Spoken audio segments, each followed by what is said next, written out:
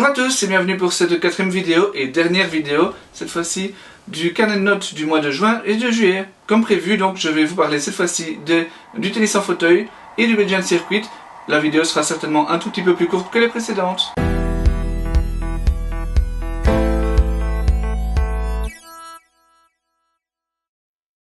On l'avait largement pressenti déjà en mai, mais ça s'est confirmé depuis le début de l'été. Joachim Gérard est vraiment de retour à son tout meilleur niveau. Ne possédant pas un classement suffisant pour rentrer dans le tableau final de Roland Garros, il s'est tout de même aligné la même semaine dans un modeste ITF 2 à Plock, mais il l'a remporté évidemment très facilement en simple et en double. La semaine suivante, il s'est également imposé en simple et en double, mais cette fois-ci dans un tournoi beaucoup plus relevé, un ITF 1 sur l'île de Ré. Et ce tournoi, je vous l'ai dit, était bien plus relevé puisque Joachim a notamment battu en finale Gustavo Fernandez, numéro 3 mondial et un joueur qui est un petit peu sa bête noire.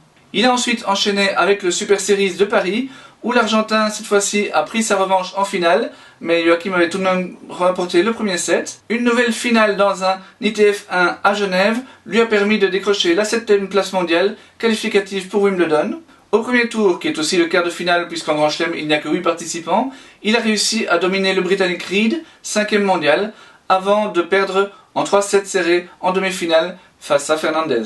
Joachim a ensuite fait un détour par le Super Series de Nottingham sur dur, où là il a été assez largement dominé par le numéro 1 mondial Kunieda, mais il s'est tout de même encore imposé en double. Enfin, il a terminé cette très belle série par une nouvelle finale en ITF 1 au Belgian Open. Et évidemment, c'est face à personne d'autre que Fernandez qu'il a dû rendre les armes. Mais durant cette longue période, Joachim a remporté pas moins de 38 victoires, simples et doubles confondus, pour seulement cette défaite. C'est vraiment monstrueux et ça montre à quel point il est vraiment revenu à son top.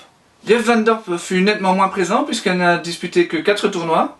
Ça ne l'a pas empêché d'atteindre sa toute première demi-finale en ITF 1, où il a cédé face à Joachim. Mais au passage, il a tout de même dominé le néerlandais Ekbering, qui est 11e mondial. C'est encore un nouveau cap franchi dans sa progression. Par ailleurs, il a encore atteint les quarts de finale à l'ITF 2 de Barcelone et approche bientôt au Belgian Open. Dommage que là aussi, il ait dû affronter sitôt Joachim, car il avait vraiment une belle carte à jouer dans ce tournoi s'il avait eu un meilleur tirage. Mike Denayer a lui aussi été bloqué par Joachim au deuxième tour, c'était à l'ITF de l'île de Ré. Par la suite, il a encore obtenu une belle victoire dans un futur à Turin, en battant assez largement 3 joueurs qui sont dans le top 100, ou aux alentours de la 50e place même, et ça donne une assez bonne idée du niveau auquel il est revenu actuellement. Malheureusement, un souci de santé l'a empêché de poursuivre sa saison. Il ne sait pas encore quand il pourra revenir exactement, mais en tout cas il a dû faire une croix sur le Belgian Open.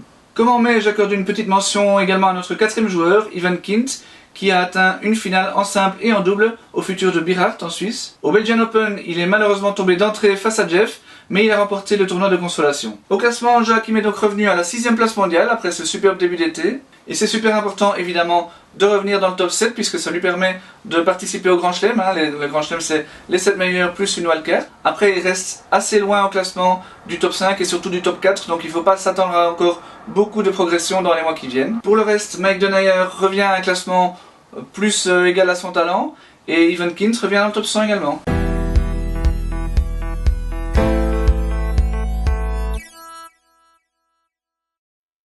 Avec 80 tournois masculins disputés sur le Belgian Circuit depuis le dernier carnet de notes, je ne vais évidemment pas pouvoir vous citer tous les vainqueurs ici. A noter que chez les filles par contre il n'y avait eu que 43 tournois durant cette période, dont 90% étaient des 1 étoile ou 2 étoiles. C'est vraiment un problème sur lequel la fédération devrait se pencher. Bref, ça c'était un aparté, mais je vais donc devoir me concentrer sur les principaux joueurs qui ont animé ce Belgian Circuit. Et la toute première, c'est évidemment Claire Liebens qui, comme l'année dernière, a énormément joué durant cette période. Elle a disputé en tout 11 épreuves en 8 semaines, donc à peu près 3 épreuves toutes les 2 semaines, c'est assez énorme. Elle en a remporté 5 sur les 11, dont le principal, c'est le 5 étoiles du Racing de Bruxelles. Elle a également remporté le 3 étoiles de la Gantoise et les 2 étoiles du WTC, de l'Argaillon et de l'Asa Tennis. En plus de ces 5 victoires, elle a également disputé 4 finales, dont celle du 5 étoiles du KTC Isis, qu'elle n'a pas pu disputer en raison d'une blessure. Elle aurait donc encore pu alourdir un palmarès déjà bien chargé. C'est également le vainqueur du circuit 2017 qui s'est le plus illustré chez les garçons. Il s'agit de Stefan Wouters. Il s'est imposé aux 5 étoiles du KTC Isis ainsi qu'aux 3 étoiles de Diest, de la Gantoise et de l'Audrimont. Et sur cette période, il n'a en fait perdu qu'une seule fois. C'était en demi-finale du 5 étoiles du Berqui face au Chilien Saez Sanueza. Il va sans dire qu'il caracole en tête du classement. Et ça, je vous en parlerai dans quelques minutes. Je vous avais dit lors de la deuxième vidéo que Romain Barbosa est parti se ressourcer sur le Belgian Circuit. Il n'y a remporté qu'un seul titre, mais c'était un gros puisque c'était le 4 étoiles de Theux. Et il ne faut pas oublier également qu'il a remporté les championnats AFT de première série. Il a également atteint 3 finales, dont celle du 5 étoiles du Berqui, celle du 4 étoiles du TCA Nutois où il a dû abandonner, et celle du 3 étoiles de Laudrimont.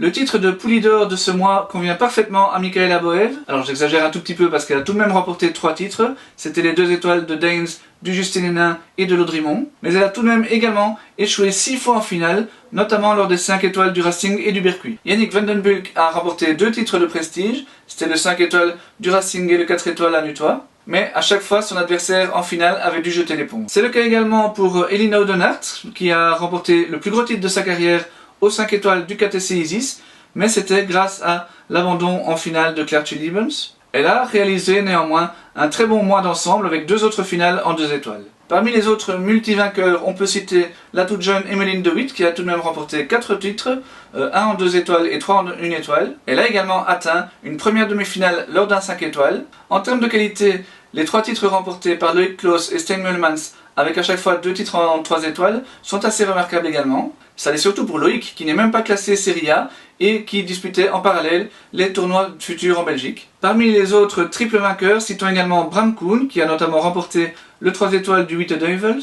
Et il y avait également Cédric Dujacquet, Maxime Lapraille et Martin van der Meerschen chez les garçons. Et chez les filles, il y avait Sophie Heuyen, Carla Quadflieg et Charlotte Swans, qui sont toutes les 3 des habitués du circuit. Au classement, vous le voyez, Stefan Wouters, qui n'avait quasiment pas encore joué cette année, s'empare directement de la première place. Il est suivi par Stijn Meulemans et Julien Dubail, et ce sont vraisemblablement ces 3 joueurs-là qui devraient se disputer le classement final en août. A noter également les très beaux débuts cette année de Bram Koen, Yannick Van Den Bulck et Loïc Klaus. Chez les filles, Claire Liebens a augmenté son avance en tête, mais Michaela Boev, avec cette très nombreuse place d'honneur, reste quand même accrochée. Elin Oudenaert, qui n'est que B-15-4, décroche la 3e place et passe devant certaines valeurs sûres comme Sophie Heuyen ou Charlotte Swans. Et voici que se termine cette 4e et dernière vidéo cette fois-ci. Je vous retrouve sans doute d'ici 2-3 semaines pour présenter l'US Open avec Joël. Et bien le carnet de notes suivant, ce sera pour début septembre. Salut!